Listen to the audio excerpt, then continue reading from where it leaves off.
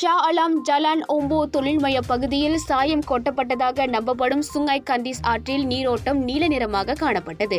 இதற்கு முன்னதாக நண்பகல் 12:30 மணி அளவில் கிள்ளான் ஜாலான் சிலதீவன் பகுதியில் உள்ள அந்த தொழிற்சாலையில் மேற்கொண்ட நடவடிக்கை தெரிய வந்ததை தொடர்ந்து அந்த இடத்திற்கு லுவாஸ் எனப்படும் ஸ்லாங்கூர் நீர் நிர்வாக ஆணையத்தின் அதிகாரிகள் சென்றிருந்தனர்.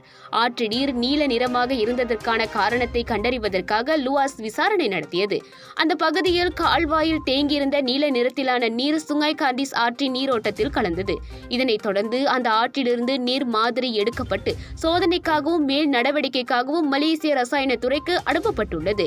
நீர் வளத்திற்கு தூய்மை கேடு ஏற்படுத்தியது தொடர்பில் 1999 ஆண்டின் ஸ்லாங்கூர் நீர் நிர்வாக ஆணையத்தின் சட்டத்தின் 79வது விதி உட்பிரிவு 1 மற்றும் C-யின் கீழ் விசாரணை தொடங்கப்பட்டுள்ளது. அதே வேளையில் இந்த விவகாரம் தொடர்பில் சுற்றுச்சூழல் துறை மற்றும் ஷா அலாம் மாநகர் மன்றம் தங்களுக்கு இருக்கும் அதிகாரத்திற்கு உட்பட நடவடிக்கையில் ஈடுபடும்படி லுவாஸ் கேட்டுக் கொண்டுள்ளது.